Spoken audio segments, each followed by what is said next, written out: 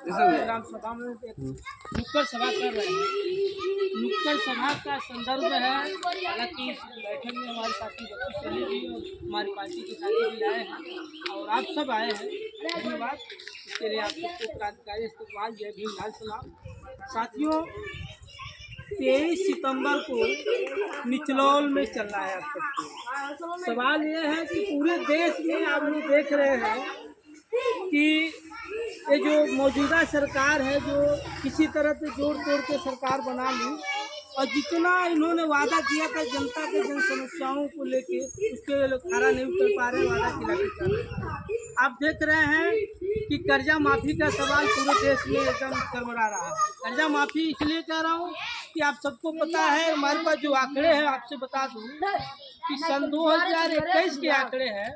इस देश में प्रफुल्ल शारदा नाम का एक आरटीआई एक्टिविस्ट ने इस देश की सरकार से मांगा था कि आपने कितना बड़े लोगों का कर्जा माफ किया, इस देश के बड़े जो उद्योगपति हैं उसका आपने कितना कर्जा माफ किया था। तो स्वयं भारतीय जनता पार्टी की सरकार, मोदी जी की सरकार ने कहा था कि मैं 11 लाख करोड़ रुपया इस देश के बड़े उद्योगपतियों का माफ कर दिया है। आज आंकड़े हैं कि 16 लाख करोड़ रुपया इस समय सन 2024 में इतने कर्जा बड़े उद्योगपतियों का, कुछपतियों को माफ कर दिया गया। और वहीं और पैसा ऐसा माफ भी हुआ और तमाम ऐसे लोग हैं जो दिवालिया घोष करके इस देश से भाग भी गए। आप सबको पता है, नीरव मोदी से लेकर मेहुल चोकसी से लेकर तमाम ललित मोदी से लेकर आप सब देख ही रहे, खबर एकदम लगातार है, जितने भी नौजवान हैं सबको जानते हैं। अरे अबे तनिक हल्ला कर रहा है, ये जो पैसा है ऐसा तो है नहीं किसी उद्योगपतियों का है। हम कोई भी चीज़ें खरीदारी करते हैं इस देश में, जो काम करते हैं उस काम का जो हम खरीदारी करते हैं उस परसेंटेज इस देश का जो वित्त मंत्रालय है, उस वित्त मंत्रालय में हम टैक्स के बतौर देते हैं। जैसे कि मान लीजिए हम ये कलम लिए हैं, कलम की टोटल मैन्युफैक्चरिंग 75 पैसे होगी, इसको 1.5 रुपये नहीं बिकना चाहिए था, लेकिन हम 5 रुपये में इस कलम को लिए हैं। तमाम राज्यों के तमाम जगह से लेकर टैक्स के बतौर इसको हम टैक्स दिए हैं इस देश में। और टैक्स इसलिए लिया जाता है कि देश में किसी भी प्रकार की समस्या हो, आवास का हो, शौचालय का हो, मतलब गवर्नमेंट के लिए विकास के लिए पैसा को इन्वेस्ट किया जाए और कहीं महामारी है उसके लिए किया जाए। लोग अगर कर्जे में लोग दबे हैं तो कर्जे को माफ कर दिया जाए।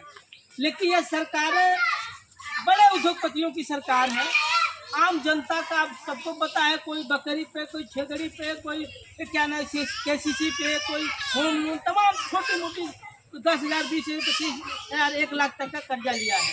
आप लोग देख रहे हैं बैंकों का लगातार नोटिस, अभी इस भी नोटिस लगातार लोगों के घर पे आया बैंक ऑफ बड़ौदा का।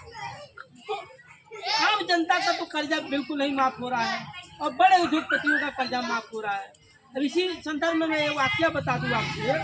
मुंबई में आपसे बताया था कि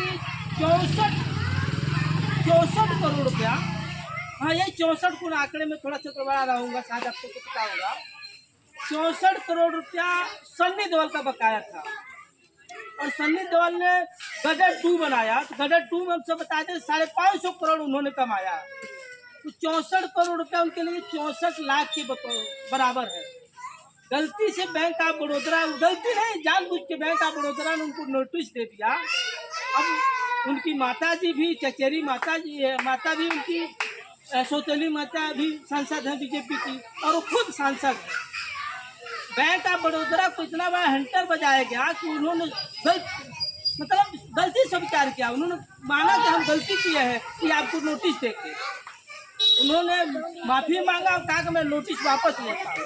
बताइए, वो चाहते थे, उनके लिए कुछ भी नहीं था, पैसा वापस बैंक को दे सकते थे, लेकिन उनका उतना पैसा देश की सरकार ने माफ कर दिया और बैंक को उसके सामने झुकना पड़ा, बैंक के बिक जा रही है। लेकिन आम जनता अगर कर्जा ले रहा है तो आम जनता को आत्महत्या करना पड़ रहा है।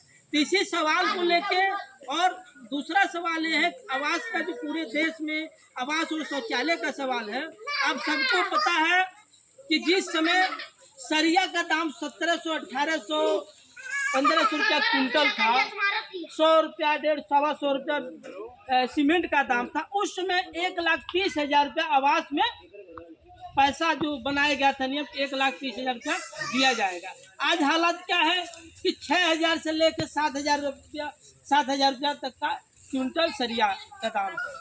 आप कोई भी सीमेंट लेने जाइए कि 400 नीचे से का नहीं, अल्ट्राटेक ले रहे हैं 400 410 इस तरह का है थर्ड सीमेंटों के पास, लेकिन वही पुराने वही 1,30,000 ही वाला ही मामला चल रहा है। तो हमारी पार्टी ने ये कहा कि आप न्यूनतम 2.5 लाख रुपया आप दीजिए, उसमें भी तमाम जांच प्रक्रिया का जो नौटंकी चल रहा है कि मानक बना दिए कि आपके घर अगर स्मार्टफोन है तो आप गरीब नहीं अमीर हो गए, अगर आपके पास मोटरसाइकिल हो गया है तो आप अमीर हो गए हैं। आपने किसी तरह जद्दोजहद करके 4 ईंटा रख लिया हुआ है तो आप भाई अमीरों की श्रेणी में आ रहे, हमको आवास नहीं मिला, ये बिल्कुल गलत है। हम कह रहे हैं ये अमीरों की श्रेणी नहीं है। आप सबको पता है इस देश में बोलोरो, साधारण बोलोरो से चलने वाला एक विधायक है, अगर सांसद हो जा रहा है तो उसको अमीर की श्रेणी नहीं रखा जा रहा है, उसको फिर डबल पेंशन दिया जा रहा है, तमाम सुख सुविधाएं दी जा रही है।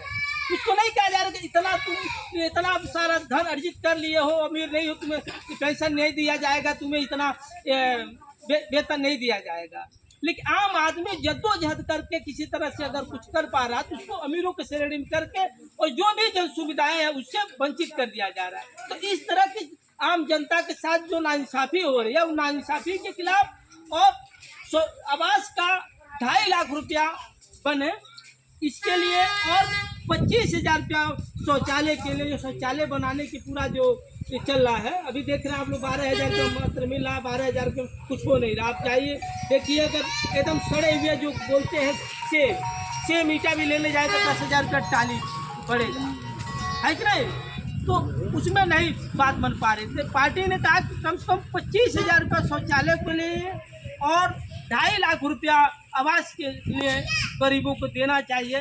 इन्हीं सवालों को लेके और कर्जा माफ़ी का बात आपसे बताया। दूसरी चीज़ ये थी कि आप सबको पता है आदमी अपने गाड़ी कमाई का पैसा अपने बुरे वक्त में काम आए उसके लिए इन्वेस्ट करता है, जैसे सहारा हो गया, PSL हो गया, एक पिनकान हो गया, तमाम ऐसी चिटफंड कंपनियां जो थी, उन कंपनियों में तमाम निवेशकों ने अपना पैसा निवेश किया था ताकि हमारे बुरे वक्त में काम आए। लेकिन और वो जो भी कंपनियां आती है तो बाकायदा भारत सरकार उसको लाइसेंस देती है और उसमें से कुछ हिस्सा लेती भी है कि भाई आपको हम लाइसेंस दे रहे हैं, आप व्यापार करिए, लोगों का पैसा इन्वेस्ट करिए, और कहती है किसका गारंटर होंगे, हम होंगे, सरकार गारंटर बनती है। उसी आधार पे हम हमारे देश में आता है तो हम लोग आंख मूंद करके चिटफंड कंपनियों में पैसा लगा देते हैं।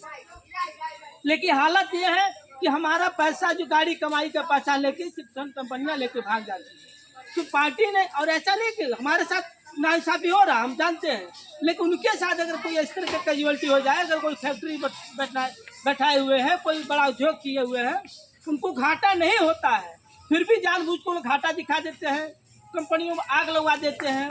तो एक नियम बना हुआ, कानून बना है, तो बेल आउट पैकेज यानी कि राहत कोष का एक नियम है।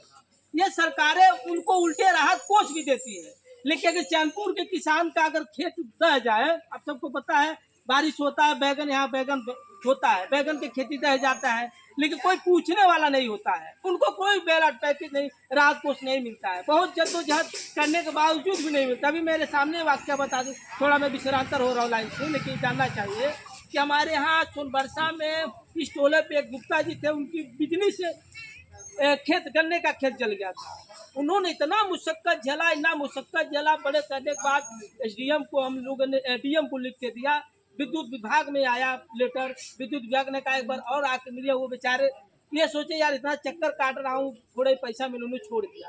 आम जनता को मिलता ही नहीं है, लेकिन बड़े लोगों को मिल जाता है। तो हम यही कह रहे हैं कि इन्हीं सभी सवालों को लेके हम लोग 23 सितंबर को वहाँ पे धरना है, 1 दिवसीय विरोध प्रदर्शन है कि जो निवेशकों का पैसा फंसा हुआ है तमाम चिटफंड कंपनियों में, सहारा जैसे कंपनियों में, वो पैसा वापस दिलाया जाए।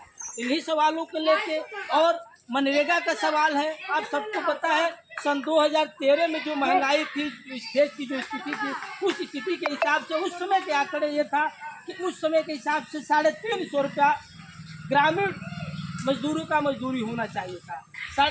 सन 2013 की बात कर रहा हूँ, आज सन 2024 चल रहा है। सरकार के आंकड़े देखा जाए तो मनरेगा में महज 210 या 20 रुपया से है, यही करके है 200 रुपये 38 रुपया टोटल है मनरेगा में।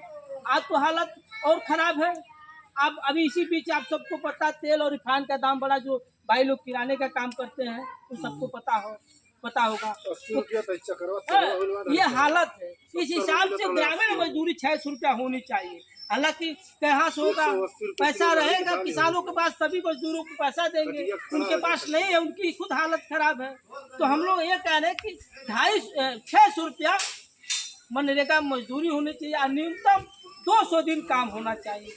और मनरेगा के तहत जो सीमांत किसान है, लघु किसान है, उनके खेतों में जो काम होता है, उन खेतों में जो काम होता है, जो मजदूरों की मजदूरी जो भुगतान किया जाता है मनरेगा के तहत किया जाए, ताकि किसानों को थोड़ा रिलीफ मिले, आराम मिले। उनको आराम मिलेगा, उनको थोड़ा सा रिलीफ मिलेगा तो प्रोडक्शन देंगे तो इस देश की हालात सुधरेगी, क्योंकि किसान और मजदूर सुधरेगा तभी यह देश सुधरेगा।